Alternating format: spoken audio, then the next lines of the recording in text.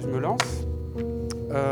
D'abord, je me présente rapidement. Quentin Jouret, je suis enseignant en dessin aux Beaux-Arts, mais je milite en tant que membre dans une association à Toulouse qui s'appelle Alternatiba et ANV COP21. C'est un peu la même structure parmi les constellations des associations et des regroupements écologiques sur Toulouse. Voilà, ANV, Action non violente COP21.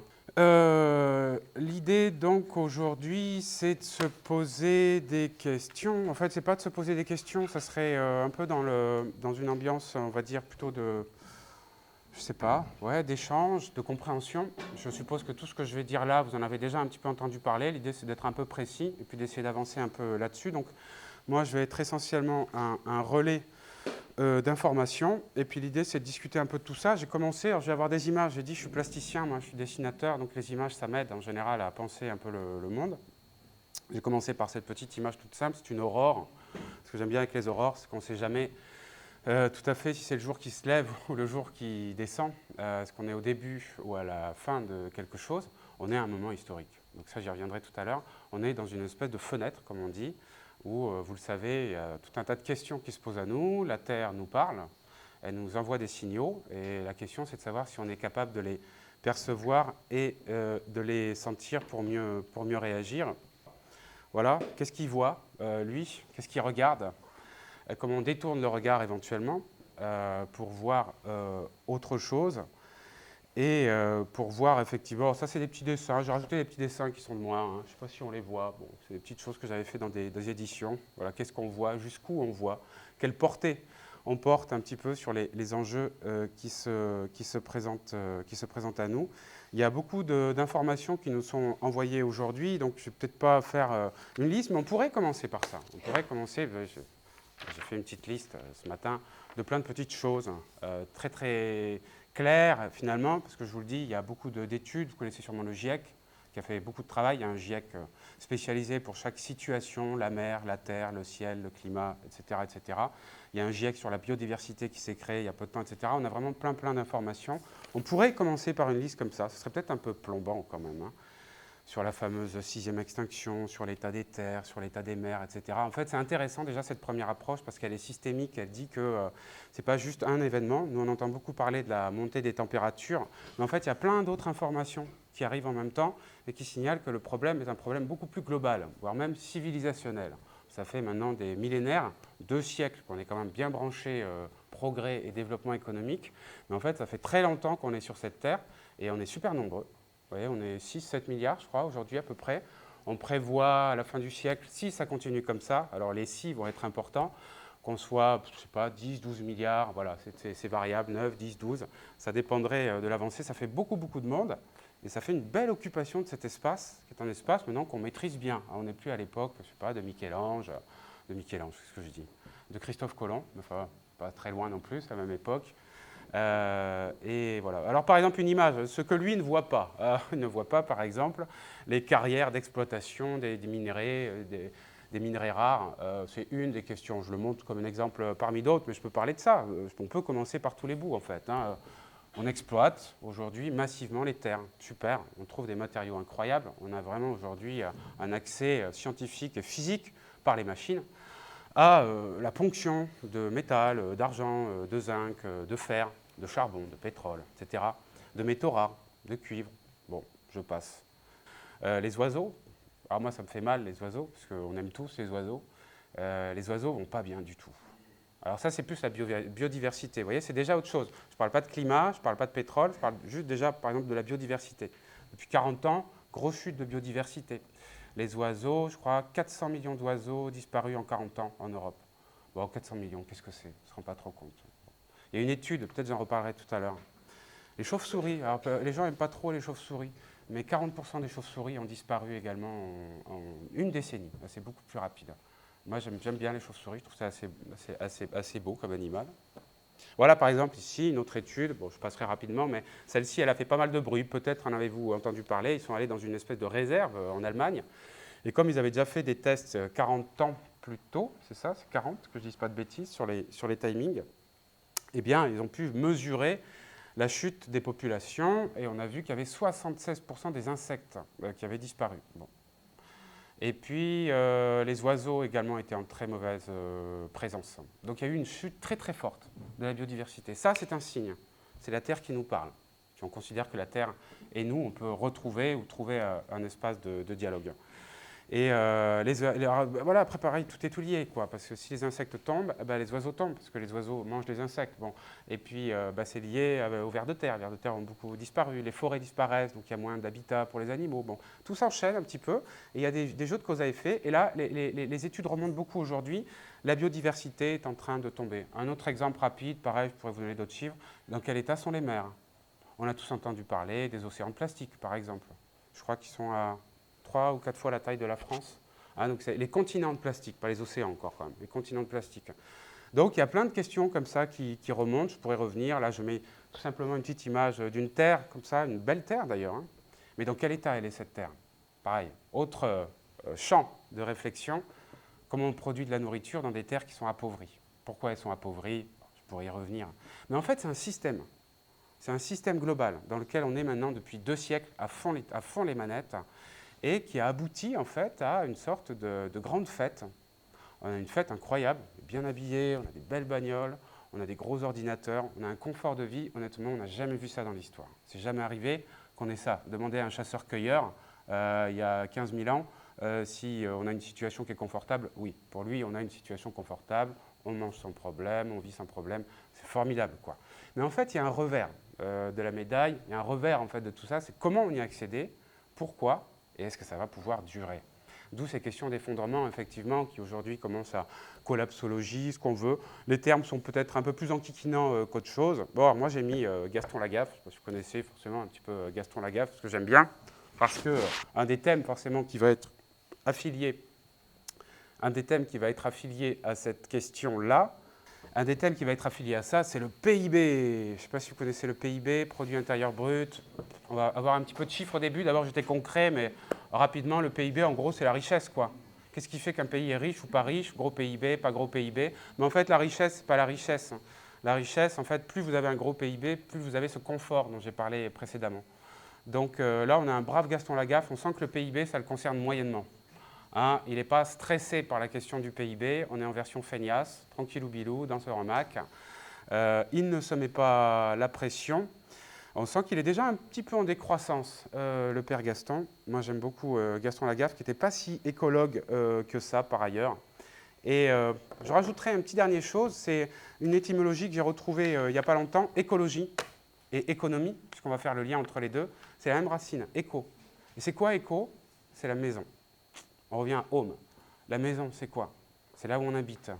C'est notre maison. La terre est notre maison aujourd'hui. On l'a tellement traversée, on en fait le tour tant qu'on veut, que c'est notre maison également. Le lycée est une espèce de maison.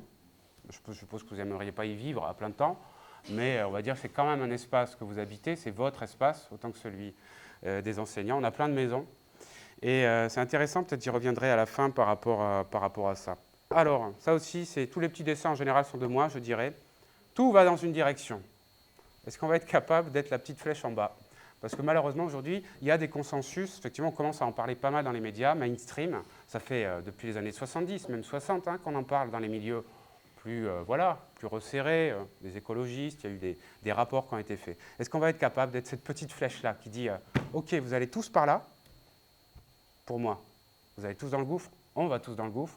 C'est-à-dire que vraiment, les données sont quand même un poil inquiétantes. Il faut le regarder, je le redis, lucidité. On est lucide, puis après on s'adapte. Je m'en fous. OK, ça m'intéresse, mais comment on va faire? Je m'engage. Je ne sais pas, on trouve des solutions. Je pense qu'on va aborder la question de 2 manières, tout simplement. Quelle est notre situation aujourd'hui sur notre maison? Il y a nous et il y a la Terre. Il y a ce qu'on va dire notre empreinte écologique, c'est-à-dire tous en vivant dans ce contexte aujourd'hui qu'on n'a pas choisi, hein. On est héritier de tout ça. Quelle est notre empreinte sur la Terre dans ce mode de vie? C'est-à-dire comment est-ce que ce qu'on fait va avoir un impact? C'est les ressources qu'on prélève, d'accord? J'en ai parlé un petit peu tout à l'heure, qu'est-ce qu'on prend dans la Terre, etc., on les utilise. C'est les déchets qu'on produit, bon, c'est les pollutions qu'on rejette, les plastiques par exemple, mais ça pourrait être pareil à plein d'autres niveaux, et c'est les dégradations qu'on inflige. Pendant tout ça, on inflige des dégradations à l'environnement. Donc ça, c'est nous, hein? C'est la manière dont on va aller puiser là-dedans. En face de ça, on a ce qu'on va appeler les biocapacités. Terme pour dire simplement comment est-ce que la Terre, elle gère tout ça, quoi. Comment est-ce qu'on dialogue d'une autre manière avec la Terre par rapport à tout ça? Premièrement, la Terre, elle est forte et elle se renouvelle. Ça, c'est magique. Le bois se renouvelle. On le coupe, il repousse. On plante dans la Terre et la Terre reste vivante. Et on peut encore replanter l'année suivante. Elle peut absorber des déchets. Elle arrive à éliminer un certain nombre de déchets. Les arbres sont les machines les plus incroyables à traiter le dioxyde de carbone, responsable de la hausse des températures. Je pense que là-dessus, on est bon. Plus belle des machines à absorber le CO2, bon, et la capacité à réparer les dégâts infligés. Bon. Où est-ce qu'on en est aujourd'hui? Paf. Si vous dites à un enfant, par exemple, regarde ton paquet de bonbons, tu manges du sucre, nous on mange du pétrole. Hein, depuis 2 siècles, qu'est-ce qu'on mange du pétrole? Alors, on ne le mange pas, hein, quoique, mais si vous lui dites, attention, ne mange pas trop de bonbons parce que ton sachet il va être vide à un moment. L'enfant, il comprend tout de suite. Il dit, ah oui, à un moment, le sachet, il est vide. C'est pareil avec un frigo. Vous videz le frigo. À un moment, le frigo, il est vide. D'accord? Un économiste, il vous dit, non, le sachet, il n'est pas vide. On peut continuer à creuser, à aller chercher des trucs dedans. Je ne sais pas ce qu'ils vont chercher au fond du paquet, hein, mais moi, je n'ai pas trouvé. Et donc ça, c'est le PIB. On peut le traduire dans le PIB. Ici, on a une image. Bref, petite image. C'est quoi le PIB? C'est un truc qui monte, qui n'arrête pas de monter en fait. Depuis 2 siècles, on a un PIB qui double à chaque fois. Quand on dit 2% par exemple ou 3% de croissance, c'est 3% de la croissance d'avant. Donc l'année d'après, à nouveau 3%, c'est 3% des 3%. D'accord? Donc ce n'est pas juste un petit peu plus, c'est un peu plus, d'un peu plus, d'un peu plus. J'aime bien cette petite image, je trouve déjà un peu, je trouvais ça sur Google. Hein. J'aime bien parce qu'elle est déjà plus marrante. Le PIB monte, mais attention, vous voyez, il repose sur quelqu'un. Il repose sur quelque chose. Le PIB ne repose pas sur rien. On va dire que l'horizontale, c'est les années qui passent, par exemple. Paf, exponentielle. Vous voyez, elle monte, tout doucement au début. Puis alors, plus elle monte et plus elle monte. Le principe, c'est quoi? C'est que vous ayez, par exemple, des échelles de temps. 1 année, 2 années, 3 années, etc. Paf. Et si on regarde, première année, ça va faire telle production, tel PIB, par exemple. Puis, deuxième année, je ne sais pas si vous avez vu, c'est vachement plus grand déjà la production. Elle a doublé, en fait, parce qu'elle a doublé le doublage. Paf.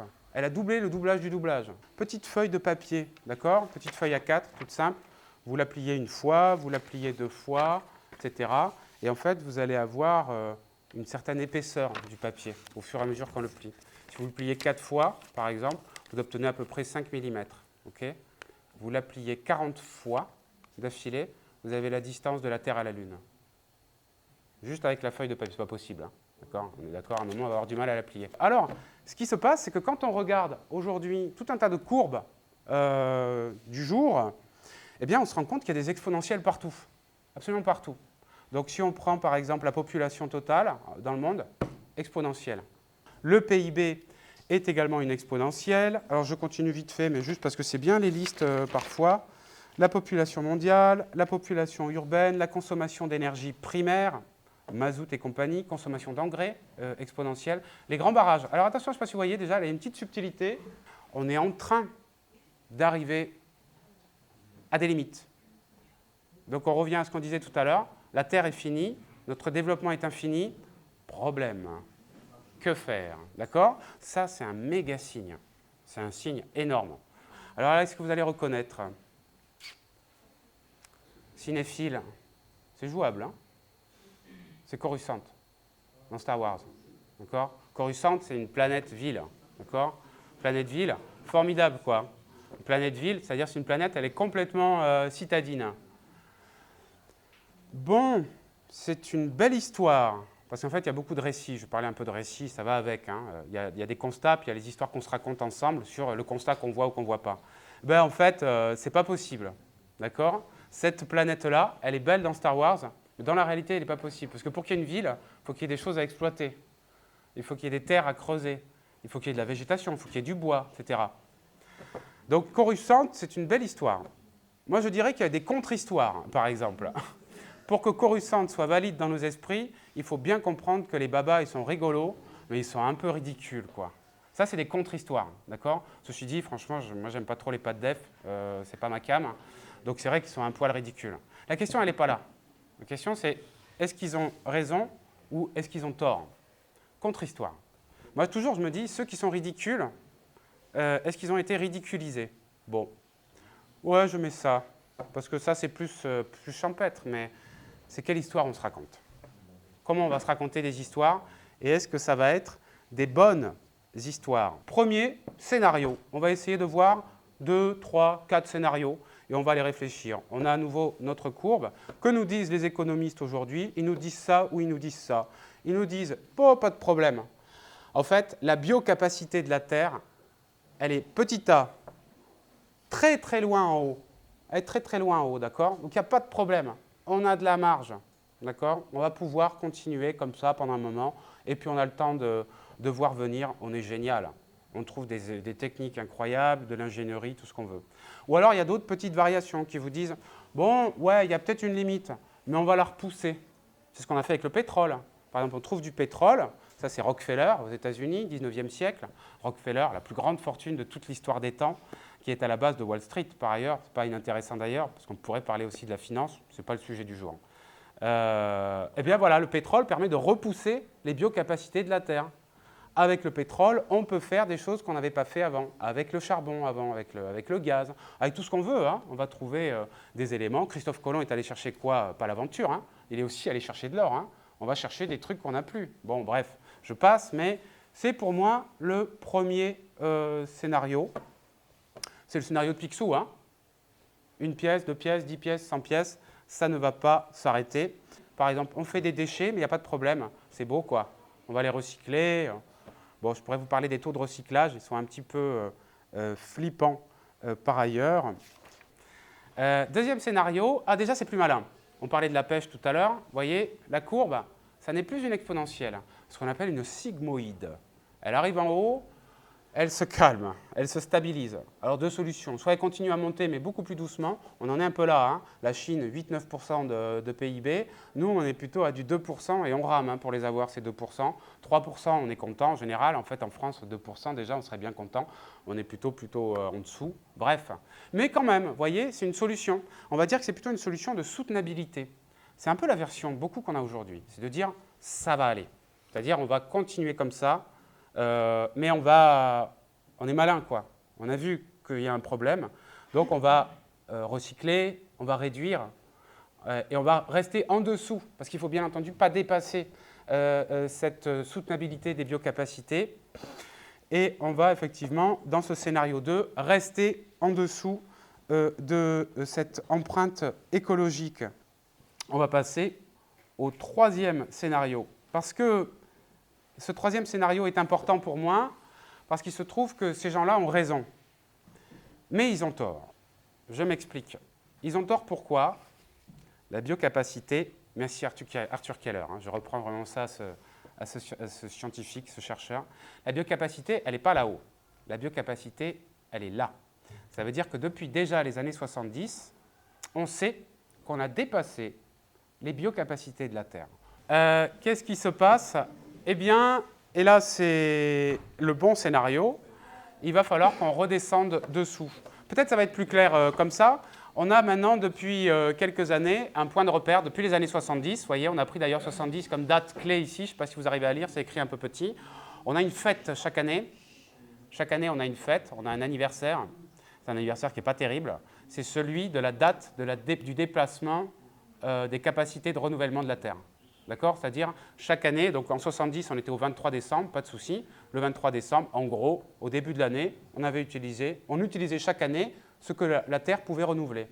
Et c'est à cette époque, d'ailleurs, qu'il y a des scientifiques, avec Meadows, le club de Rome, etc. On a fait des études. Un type qui bosse au MIT avec sa femme, Donella, pardon, pas Donald. Et effectivement, ils ont déjà vu dans les années 70, ils ont mis tout dans un ordi, le PIB, les biocapacités, etc. Et l'ordi, les gros premiers ordi, et l'ordi, il a dit quoi? Il a dit, ça ne va pas marcher, réagissez. Bon, il se trouve qu'on n'a pas réagi hein, sur le moment. Réagissez. Et vous voyez que qu'est-ce qui se passe chaque année? Ça s'est arrêté à 2016 ici. Chaque année, le jour d'exploitation, de dépassement des biocapacités de la Terre est de plus en plus court. Ça veut dire que chaque année, on utilise un peu plus que ce que la Terre nous propose ou nous donne accès. Là, on s'est arrêté au 8 août en 2016, on est actuellement au 29 juillet. Mais jusqu'où on va aller? Notre mode de consommation actuel, à nous, Européens, nécessiterait, par exemple, c'est connu, 2 à 3 planètes si on continuait sur le même rythme. Celui des Américains équivaudrait à près de 8 planètes. Alors je passe, mais on pourrait dire en plus que c'est compliqué, parce que, alors je crois que j'ai mis un petit schéma là-dessus, les limites de la croissance, ça aussi c'est un ouvrage historique. Vous voyez que l'Inde, ils utilisent 0,7 potentiellement planètes, donc moins qu'une planète. Donc eux, ils sont fournisseurs de biocapacité. Alors que les États-Unis sont à 5 planètes et que nous, la France, on est à 3, 2,8 pour être précis. D'accord ? Ça veut dire que notre mode de vie, notre richesse, notre confort, en fait, produit cette surexploitation des éléments de la biocapacité. Donc si je continue ici, vous voyez, le scénario, il est clair et c'est la piste. On va appeler ça les décroissantistes. On est dans le thème, ça y est les amis, hein, la décroissance. Ça veut dire quoi la décroissance ? Ça veut dire plein de trucs, quoi. Plein de trucs super joyeux. Moi, je le mets toujours sur le banc du joyeux. C'est-à-dire, il va falloir absolument qu'on réinvente de nouvelles manières d'habiter notre maison, notre ville, notre lycée, notre terre, de manière notre pays et notre terre. Et la décroissance, en fait, ça veut dire, il va falloir faire des choix. On va faire des choix. Qu'est-ce qu'on garde, qu'est-ce qu'on ne garde pas ? Comment on réorganise techniquement et technologiquement notre manière d'habiter la Terre et comment est-ce qu'on avance par rapport à ça. C'est un économiste et un philosophe qui s'appelle Kenneth Boulding. Celui qui croit qu'une croissance peut continuer indéfiniment dans un monde fini est soit fou, soit économiste. Alors les fous, ils sont là, parce qu'ils existent. C'est la petite flèche rouge là, hein, que j'ai rajoutée ici. Il y en a qui disent aujourd'hui, dans le milieu économique, qu'on va continuer à développer un PIB infernal, terrible, magnifique, sublime, génial. Franchement, le bonheur que ça nous accorde, je le redis, hein, c'est important. Et qu'on va donc découpler ce qui est de l'ordre de la biocapacité et ce qui est de l'ordre du PIB. Ça va être par exemple les green tech, les smart tech, hein, toutes les high tech, les green bidules, les green machins. C'est le recyclage à plein de tubes. Cette idée qu'on va recycler, donc on va être sur des cycles, on va faire baisser notre empreinte écologique, mais on va continuer à avoir un PIB qui va grimper. Ça, en théorie économique, c'est un terme, ça s'appelle le découplage. On découple. Sauf que, si on regarde dans l'histoire de l'économie, et puis on le voit ici, alors c'est en anglais, hein, mais en fait, ce qu'on voit, c'est que l'exploitation de l'énergie, du pétrole et le PIB, en gros, hein, la ligne bleue, ils fonctionnent ensemble. Ils fonctionnent ensemble. Ils suivent exactement la même courbe. Sauf, vous voyez, depuis 2008. Alors 2008, je ne sais pas si vous voyez la grosse chute, c'est la crise de 2007-2008, bien entendu, qui a occasionné effectivement une baisse de l'empreinte écologique, et pour cause, l'économie s'est cassée la gueule. Forcément, l'empreinte, elle descend. Puis on a vu qu'il y a eu un petit début de découplage là, avec la ligne bleue qui a l'air d'être en dessous de la ligne rouge. Je ne sais pas si vous le voyez. Tchac. Bon, en fait, non. Depuis, parce que ça, c'est 2011, tranquillement, les deux courbes se sont retrouvées. Ça veut dire quoi? Ça veut dire que cette théorie du découplage, je le dis, c'est important, de la séparation. Attention, c'est important. Pourquoi c'est important? Parce que c'est ce que tout le monde nous dit aujourd'hui. C'est la COP21. La COP21 nous dit, alinéa 5, continuer à être dans une croissance et un PIB. Moi, je pense qu'il faut vraiment méditer cette question de la décroissance de manière assez solide et assez ferme, avec tout ce que ça peut impliquer par ailleurs. On va sur Mars. Qu'est-ce qu'on va faire sur Mars? On n'y va pas pour l'aventure, hein, ne soyons pas naïfs. On va voir s'il n'y a pas des choses à exploiter là-bas, hein, parce qu'on n'en a plus sur Terre. Un exemple. Mais c'est fou, quoi. Le pétrole qu'il faut dans une fusée, moi je vois ça comme ça, parce qu'on sait par exemple que ici, ça c'est un autre truc très clair. Hein. Bon, voilà, je prends par plusieurs bouts. Hein. Ça, c'est la durée d'exploitation d'un certain nombre de matériaux. Le charbon, on en a jusqu'à 2155. Après, il n'y en a plus hein, dans la Terre. Qu'est-ce qu'on fait quand il n'y a plus de charbon? On peut se poser la question quand même.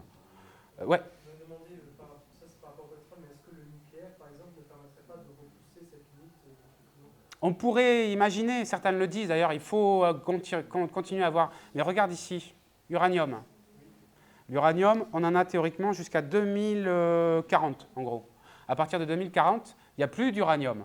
Il faut comprendre que la Terre est finie, quoi. Et que cette exploitation infinie des ressources trouve de toute façon, à un moment ou à un autre, des limites.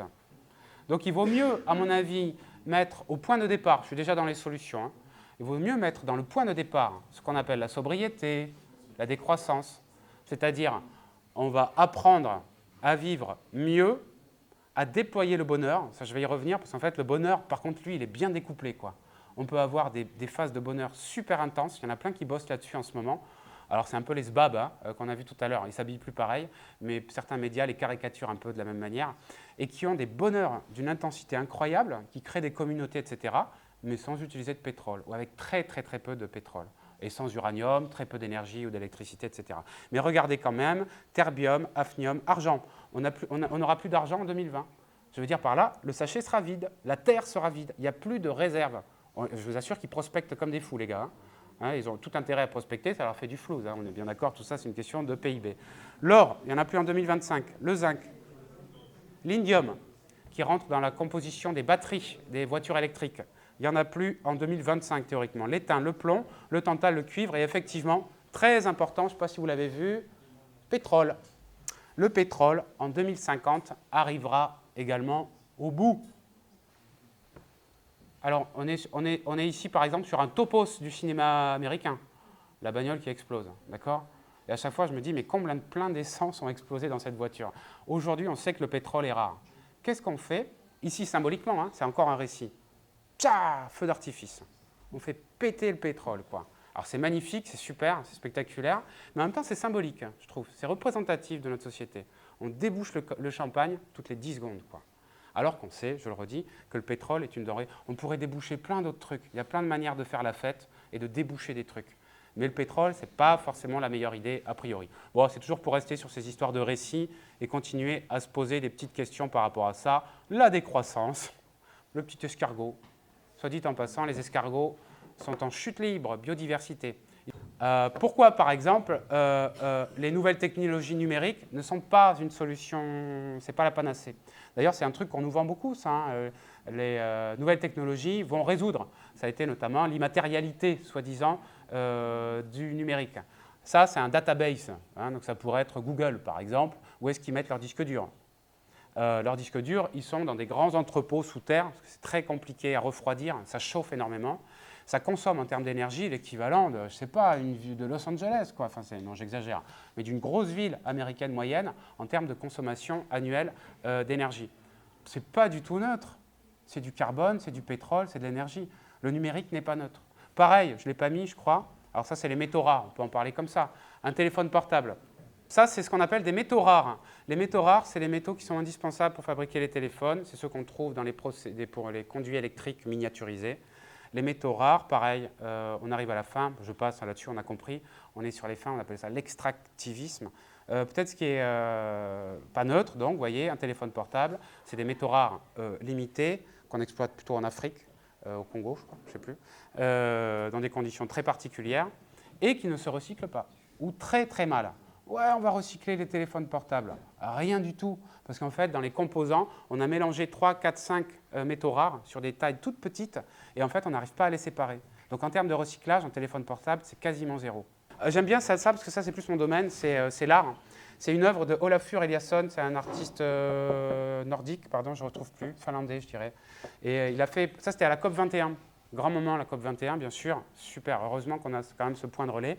Et à l'entrée de la COP 21, ils avaient installé ce qu'ils appelaient la Watch Clock. C'est une œuvre d'art contemporain. C'est donc 12 morceaux d'iceberg qui ont été installés à l'entrée des espaces de réunion de la COP 21 et qui fondaient pendant toute la durée de la COP. Manière de dire, attention quoi, les gars, on vous regarde, la Terre vous regarde. Mais quel est le bilan carbone de cette œuvre? Moi, je me pose la question, quoi, en termes d'art contemporain. Ça a été transporté par bateau, avec un fuel terrible, dans des espaces frigorifiés, pour être ensuite déposée ici. Cette œuvre, elle a été reproduite 5 ou 6 fois à différents endroits du monde. C'est quoi le bilan carbone de cette œuvre? Moi, ça me pose problème. On a effectivement notre sigmoïde qui va redescendre. Et ce qu'on constate, en fait, et là, je pense que j'en viens, mais en fait, je ne lis pas du tout, donc c'est très bien, je ne lis pas mes fiches, bon. Ce qu'on constate, en fait, sur le terrain, c'est que, d'abord, les réactions ne sont pas extrêmement nombreuses. Elles sont nombreuses dans la société. Donc, vous voyez, il y en a qui prennent la parole. Je pense que vous pourriez tous mentalement prendre la parole. Je suis sûr que vos parents ou un certain nombre de parents sont inquiets. Je ne sais pas, c'est des questions qui sont là, quoi. On en parle. D'ailleurs, c'est vachement important d'en parler. Mais il se trouve que malheureusement, je ne sais pas, j'ai une photo de Trump après, hein, je suis désolé. Mais il se trouve que les réactions politiques sont vachement molles, quoi. Et que malgré les mobilisations, il se trouve qu'il n'y a pas tellement de modifications. Par exemple, les émissions de gaz à effet de serre sont reparties à la hausse cette année. Il y a eu une descente des gaz à effet de serre pendant 1 an ou 2, et ça y est, c'est reparti à la hausse. Parce que le PIB repart. Je le redis, on ne va pas découpler, quoi. C'est pas possible. Résistance, résister à la pente. Les amis, il ne faut pas avoir peur d'avoir la gourmandise, de suer un peu pour aller vers des zones où certains n'ont pas envie qu'on aille, où certains, par fatigue, par déni, par confort, par habitude, on continuerait à faire ce qu'on a toujours fait. Moi, franchement, j'en appelle à notre lucidité, à notre courage, à notre amour du vivant, à notre rage de voir les choses changer, pour s'investir d'une manière ou d'une autre, là où il y a besoin qu'on soit présent. Résistance. Qu'est-ce qui se passe en fait? Vous voyez la fameuse courbe que j'ai évoquée tout à l'heure, eh bien, on arrive en haut et tout descend. Ce qui se passe avec les exemples, j'essaie de faire des boucles, hein, que j'ai donné, mes chauves-souris de tout à l'heure, ou mes oiseaux, ils ne sont pas seulement en train de disparaître, ils sont en train de s'effondrer. On parle de 6e extinction. On parle d'une disparition massive. 40% de la biomasse des animaux ont disparu en 40 ans de la surface de la Terre. 85% des destructions et des tueries, pardon pour le terme, animales sont liées à l'homme. 0,005% de la population sur Terre, c'est les hommes, animales. 85% des destructions, c'est les hommes. D'accord? Bon, bref, tous ces éléments-là font qu'on n'a pas simplement une descente de la biocapacité, c'est le dernier scénario, le 4e. Pour moi, c'est le plus réaliste. On a un effondrement de la biocapacité. Donc ça veut dire 2 choses. On ne va pas seulement devoir descendre et défendre, on va devoir descendre très vite. Sur une durée à laquelle, humainement, on n'est pas forcément habitué, quoi. C'est-à-dire en quelques décennies, là, d'ici 2050, 2100 ou plus tard, vous savez, il y a des scénarios qui disent 2100, si on continue comme aujourd'hui, on est à plus 5 degrés. Plus 5 degrés, plus 6, plus 7, ça dépend des études. Là, on vise le 1,5. Hein. Il y a beaucoup de gens qui disent 1,5 degrés, c'est râpé. Hein. On serait plutôt sur du 2. Mais 2, il va falloir s'y coller, quoi. Il faut que d'ici 2030, on ait déjà changé plein de choses dans la société pour qu'on reste en dessous des 2 degrés. Il va falloir descendre. Pour moi, il y a 2 scénarios ici, toujours pareil. On se réveille, on bouge, ça commence à venir. Hein. Je ne sais pas si vous le sentez. C'est dans l'air, c'est comme de l'électricité, quoi. Moi, je le sens dans la rue. Il y a les manifs du vendredi pour les lycéens. Je ne sais pas si vous y avez été, si vous allez y aller, etc. Donc, l'idée, c'est bien entendu de changer et de faire une descente. Mais plus la descente sera gérée, et plus on va s'en sortir. Imaginez, par exemple, la petite courbe ici qui descend très vite. 10, 20 ans, quoi. Cette descente vertigineuse, pour une société, c'est beaucoup plus compliqué à gérer. Waouh, toutes les questions commencent à converger, quoi. D'accord? L'agriculture, quel est l'état de la mer, et le ciel, et les oiseaux, la biodiversité. En fait, c'est un problème systémique. C'est un problème civilisationnel. C'est un problème global. Et pas de bol, ou bol. Moi, je dis bol, en fait. C'est à nous, à notre génération, de faire l'addition et de nous poser la question maintenant. Parce que dans 20 ans, 30 ans, ça sera encore plus tard que maintenant. On est d'accord, c'est déjà un peu tard, bon, c'est pas grave, mais dans 20-30 ans, ça sera encore plus tard. Et dans 50 ans, ça sera plus tard que plus tard. Et comme je disais tout à l'heure, 6 degrés, par exemple, je vous le dis tout de suite, il n'y a rien qui survit à 6 degrés. Hein. Peut-être les scorpions. D'accord? Ça a l'air de rien, 6 degrés. 2 degrés, c'est beaucoup déjà. C'est plus 5 en été en France. Hein. Plus 5 en été, ça fait des températures à 45-50. 45-50, le corps humain ne supporte pas. 20 jours de canicule à 50, ça commence à être chaud bouillant. Hein. D'accord? Donc, au Qatar, s'ils n'ont pas la clim, ils ne vivent pas, d'accord? C'est parce qu'il y a la clim. Hein. Je ne sais pas si vous avez vu d'ailleurs sur la consommation de la terre tout à l'heure, au-dessus des États-Unis, il y a le Qatar en fait. Hein. Bon, bref. Je passe, et puis je pense que je vais... Voilà, je l'ai mis ici, vous voyez, on arrive à la fin. Le petit point noir, c'est nous. On est au sommet. On est au sommet de l'histoire, au sommet du génie, quoi, au sommet du bien-être. Et on va devoir commencer à se poser ces questions-là et à gérer cette descente. Soyons clairs, une descente trop rapide, c'est des guerres civiles. On l'a vu par exemple cet été en Inde. Ce n'est pas une guerre civile, mais on l'a vu en Inde cet été. Cet été en Inde, qu'est-ce qui s'est passé? Il n'y avait plus d'eau potable, parce que je n'ai pas parlé de l'eau. Mais il y a un problème avec l'eau aussi, l'eau douce.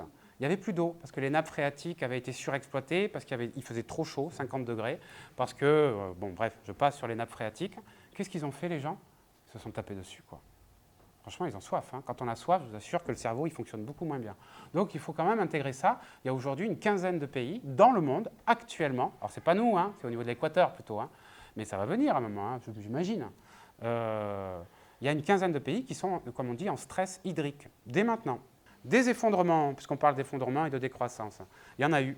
On n'est pas les premiers. Par contre, on est top du top, parce que nous, on a réussi à inventer l'effondrement globalisé. On est à l'échelle du monde. Hein. J'ai dit, c'est la première fois qu'on a touché les limites. On l'a dit au début, c'est le cœur de ma présentation. Hein. Bon. Ça, c'est les Romains. Effondrement. On oublie souvent, les Romains se sont effondrés. Ils n'ont pas juste disparu. Alors, la bonne nouvelle, il y a un type qui a écrit un bouquin là-dessus, qui s'appelle Jared Diamond, sur cette question de l'effondrement des civilisations. Il se trouve que dans l'histoire, il y a plusieurs solutions. Il y a des civilisations qui ont réussi à réagir avant l'effondrement et à s'organiser. Et puis, il y a des civilisations qui continuent dans leur logiciel et puis qui vont droit dans le mur. D'où notre situation, toujours mes petits dessins, vertige des choix. Quelle porte, où, comment, où est-ce qu'on va, qu'est-ce qu'on va faire. Tour de voir. Regardons tranquillement ce qui se passe et changeons la donne. D'accord? Mais on l'a dit tout à l'heure. Et je crois que j'ai mis juste après, j'ai mis une main d'abord. C'est beau une main, quoi. Moi, je suis dans les arts plastiques. La main, c'est mon outil de travail. Il ne faut pas simplement penser, il faut faire, quoi. Qu'est-ce qu'on fait? Qu'est-ce qu'on fait avec ses mains? Où on commence? À quel niveau? Alors, moi, j'en ai des petites solutions. Je vous les donne vite fait, rapidement. Hein. On l'a dit au début, d'abord informer. Bon, moi, c'est ce que modestement je fais aujourd'hui. Je ne fais que vous amener des infos qui, par ailleurs, sont déjà accessibles de diverses manières, en cherchant un peu. C'est assez passionnant, hein, d'ailleurs, hein, de se poser toutes ces questions-là, toutes ces études scientifiques. C'est déprimant un peu parfois, il faut être honnête, mais c'est aussi passionnant. Moi, je dis d'abord, il faut cicatriser. Parce que moi, quand j'ai pris en bloc toutes ces infos-là, la première fois, honnêtement, je ne sais pas si vous voulez, je reparle du bouquin de Pablo Servigne, parce qu'il a été bien vendu, et puis c'est bien qu'il fasse ce boulot-là, je trouve, avec Stevens, comment tout peut s'effondrer. Franchement, vous finissez le bouquin, vous n'avez qu'une envie, quoi, c'est de, je sais pas, c'est d'aller... J'en sais rien, faire quelque chose en tout cas. Moi, ce que je fais, c'est que je fais ça. Moi, je vais dans les bois. Et d'ailleurs, c'est intéressant, je trouve. Parce que, et là, je reviens aussi au début. Un truc qu'on peut faire, là, on est sur l'individuel d'abord. Un truc qu'on peut faire, eh bien, se poser des questions. Cicatriser d'abord. C'est douloureux, ok. J'encaisse. Pas de déni, quoi. On n'est pas Trump. Tchac, on regarde le truc, on y va, machin. Et cicatriser. Moi, je cicatrise avec des marches dans les bois. J'étais en Ariège ce week-end. J'ai marché dans la neige. Waouh, comment c'était bien, quoi. Pas une trace de pas. Bon, c'est pas grand-chose. Mais à chaque fois que je marche dans les bois, je me dis, c'est quoi mon rapport à la nature? Vous savez qu'en Occident, nature, culture, c'est hyper séparé, quoi. Pour un chaman, pour un Navarro, pour un chasseur-cueilleur, c'est quoi la nature? Comment on s'inscrit dans la nature? On est des animaux, hein? Comment on s'inscrit là-dedans, quoi? Moi, je dirais... on est citadin, c'est pas toujours facile. On peut avoir envie, effectivement, de retrouver ça, quoi. Aucune image ne réduira la mer. Encore un dessin à moi, quoi. La nature infinie, magnifique, toujours là, quoi. Pour combien de temps? Mais toujours là. Des solutions, en fait, il y en a plein. Là, par exemple, c'est un petit document qui a été fait par un regroupement qui s'appelle Novetic. C'est CPLC, je crois, ou c'est Youth for Climate qui m'avait donné ça pendant une manif du vendredi. Les manifs du vendredi. Ça a été distribué comme ça dans la manif. Je trouvais ça super bien. Qu'est-ce qu'il faut faire pour rester en dessous des 0,5 qu'on n'aura pas d'ici à 2050? Waouh, attention, juste pour avoir une idée, quoi. Mobilité, moins 76%. Interdiction de vendre des véhicules neufs. Réduction de 5% par an des kilomètres parcourus par les particuliers, de 5% par an. Interdiction des voitures thermiques en centre urbain en 2024. Généralisation du télétravail. On en parlait, le déplacement est très important, les transports, 30% des émissions de gaz à effet de serre, en gros. Hein. Donc l'avion, par exemple, tel qu'on le pratique aujourd'hui, tel que certains le pratiquent, genre mais toutes les semaines, quoi. Ça c'est fini. C'est-à-dire un aller-retour par an, c'est déjà bien, quoi. Donc, ok, on est des adultes, quoi. Hein, on n'est pas... Même un enfant, j'ai dit, avec son sachet de bonbons, il est capable de le faire. On va le faire. On se rationne. Ok, c'est pas possible. Attention sous la douche, vous connaissez ça. Hein. Fermez le robinet après la brosse à dents. Etc., etc. Sauf que, en fait, je me suis renseigné un petit peu, il se trouve que 90%, en fait 90%, 80%, et 90% si on prend l'industrie, de l'eau douce en France est utilisée par l'agriculture à 80% et 10% de plus par l'industrie. Donc vous pouvez fermer le robinet, hein, d'accord? Mais si derrière, il n'y a pas un vrai plan national, collectif, pour réduire la consommation d'eau au niveau agricole, parce qu'on a des modes agricoles qui sont très critiquables du point de vue de l'exploitation du pétrole, l'utilisation du pétrole, les tracteurs, machin, les engrais surtout, bien sûr. On connaît ça hein, avec le glyphosate, etc. Bon. Réguler, les économistes n'aiment pas trop ce terme, hein. Enfin, certains économistes, à réguler une économie devenue folle. Donc il faut absolument réintroduire de la raison, de la bienveillance, de l'intelligence collective, mais en fait non, là je suis naïf. Il va falloir faire méchamment pression sur des gens qui ont les manettes et qui n'ont pas envie que ça bouge. Ça, c'est un peu le deuxième. Biens et services, etc. Réduire la consommation, je parlais du téléphone. Ah, un truc super important et qui revient beaucoup, un truc qui est super important, c'est la relocalisation. Par exemple, j'ai dit, le commerce international est basé sur le pétrole, les avions, les cargos, etc. etc. Eh bien, si on veut qu'il n'y ait pas ça, il faut relocaliser. Ça, c'est super motivant. Ça veut dire que Toulouse, ce n'est pas juste une périphérie du monde. Toulouse, c'est le centre de la vie, quoi. Et qu'est-ce qui se passe chez toi? Qu'est-ce qui se passe chez nous? Comment on relocalise l'agriculture? Bon, il y a des AMAP, il y a maintenant vraiment des maraîchages qui s'organisent en périphérie, dans les campagnes. On a un truc nouveau. Moi, j'ai des parents qui ont quitté Paris dans les années 70. Je suis né en 78. Je suis né à la campagne. Parce que mes parents, qui avaient une très belle situation à Paris, sont venus à la campagne. C'était les SBAB, hein, comme on dit. Les SBABA, mon père était en PADDEF, par exemple. Bon, et qu'est-ce qu'on voit aujourd'hui? La même chose. Vous avez plein de personnes. C'est pour ça que je m'adresse à vous, à chacun de vous individuellement, à votre cœur, quoi, vraiment. Et puis à votre situation. C'est qu'est-ce qu'on va faire? Quel métier on va faire? Où est-ce qu'on va habiter? De quoi on a besoin? Est-ce qu'on veut un SUV et une Porsche décapotable? Je taquine. Bon. Qu'est-ce qu'on veut? Bon, comment on s'organise? Et il y en a plein, par exemple, aujourd'hui, qui font des retours à la campagne. Ça se développe énormément. Mais je vais y revenir un petit peu. Relocaliser, ça c'est super intéressant. On revient au groupe, on revient à la ville, on revient aux copains à côté, on revient au faire ensemble, on revient à, ouais, on va faire un groupe, on va faire une réunion, on va faire une action, on va mobiliser, on va aller voir le directeur de l'école, on va lui demander comment il le chauffe, ce lycée. Est-ce qu'il a une cuve au fioul? Oui ou non? Est-ce qu'on peut le changer? Combien ça va coûter? Et l'isolation du lycée, pas ailleurs, hein? On sait déjà que c'est pas bien isolé. Ah, de toute façon, on peut pas au lycée. Un groupe se monte. N'attendez pas que le directeur le fasse. J'espère qu'il ne verra pas la vidéo.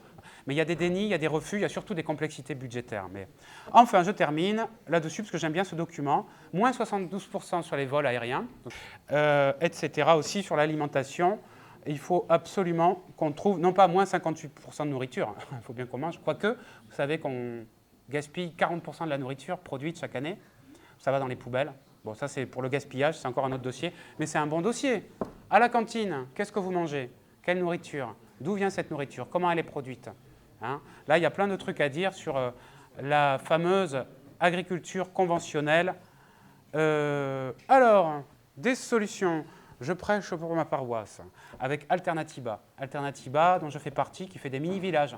En fait, des alternatives, il y en a des centaines. La question, c'est comment on passe à la suite. Rob Hopkins, ça c'est les transition towns. Les Anglais sont très très forts pour ça. Ce sont des villes en transition, des villes qui se déclarent en transition, d'accord, globalement, et qui changent. Ils plantent des arbres fruitiers dans la ville. C'est très important, les arbres fruitiers, les arbres à coque. C'est à manger. Ils développent des jardins locaux, des développements de jardins ouvriers ou des jardins sur place. Ils questionnent les transports, ils questionnent la consommation d'énergie. Et ils réorganisent toute la société. Même parfois, vous avez vu Demain, peut-être, de Cyril Dion? Non, vous n'avez pas vu? Ah ben, je vous le conseille. Demain, de Cyril Dion. Avec, comment elle s'appelle, cette actrice-là? Mélanie Laurent, merci. Espace commun. Le retour au commun. D'accord? Le retour au commun. Aïe, on revient au déni. Il se trouve quand même qu'on a une petite actualité côté déni. Alors attention, il y a du local hein, là aussi. D'abord, un brave petit Trump. Trump, notre ami Trump, pas notre ami Trump, retiré du bidule, on en a parlé, je pense que je ne vais pas rentrer trop là-dedans. Bolsonaro, pas mal Bolsonaro aussi, qui a réouvert les vannes de la destruction de l'Amazonie. L'Amazonie, à l'échelle actuelle, en 2050, il n'y en a plus. On coupe l'Amazonie essentiellement pour faire des terres agricoles pour produire du soja non pas qu'on mange, souvent transgénique d'ailleurs, désolé je mets beaucoup d'infos, mais du soja qui nourrit les animaux, parce qu'en fait parmi le bilan carbone de l'agriculture, il y a l'élevage et la viande. Vous savez également, on commence à en entendre parler, on mange trop de viande. Une fois de viande tous les jours, c'est trop. Une fois par semaine, ça serait bien. 2, 3 fois, c'est vraiment déjà bien, quoi. Et les Chinois qui arrivent, qui ont un bon niveau de vie maintenant, ben, ils veulent manger de la viande. C'est pas possible. Les émissions de gaz à effet de serre de l'élevage sont absolument énormes. Quand un agriculteur commence son exploitation, aujourd'hui en France, on a vraiment une modernisation de l'agriculture française qu'on a appelée la révolution verte. C'est ce qui fait qu'aujourd'hui, on a une nourriture en quantité mais hallucinante. Attention, la production commence à fléchir. Eh bien, un agriculteur qui fait une école d'agriculture, qui passe par l'INRA, que sais-je, etc., eh bien, on lui apprend à avoir un tracteur, à avoir une grosse parcelle. Aujourd'hui, ce qui se passe, c'est que quand on regarde la terre en France, elle est morte. Il n'y a plus de vers de terre. Elle ne fonctionne que parce qu'on met des engrais, d'accord, du phosphore, de l'azote, etc. C'est des gros sachets qu'on achète, produits par des entreprises chimiques, etc. Et si on ne met pas ça dans la terre, tu ne fais rien pousser dans la terre, parce que cette terre, elle est morte. Une bonne terre, c'est quoi? Quand vous allez dans les bois, je sais pas, il y a les odeurs, il y a de l'humus, il y a des vers de terre, il y a des champignons partout, mais même dans la terre. Une terre, c'est vivant, d'accord? Nos terres sont en train de mourir, parce qu'on a remplacé un système par un autre, quoi. Mais effectivement, à l'ancienne, ça marchait, les jachères, les trucs. Et ça serait la dernière étape, si on veut déverrouiller les blocages, parce qu'il y en a, et que la bonne volonté pourrait ne pas suffire. On peut créer un éco-village en campagne. Ça ne va pas faire bouger Trump. Vous voyez ce que je veux dire? Il faut se mobiliser. Alors ça, c'est accessible à tout le monde, en fonction du cheminement dans lequel on est. Créer des groupes, militer, manifester, agir, mettre une méchante pression sur ceux qui, arrivés en poste, ne souhaitent plus se déplacer, et retrouver la main sur le chemin qui est le nôtre, collectif, accumulation de gouttes, puissance de la vague. Et petite phrase de Cocteau pour finir, nous ne savions pas que c'était impossible, alors nous l'avons fait. En fait, c'est possible, hein, mais il faut absolument se mettre dans la gourmandise et dans le désir de déplacer les lignes, d'une manière ou d'une autre, à n'importe quelle échelle.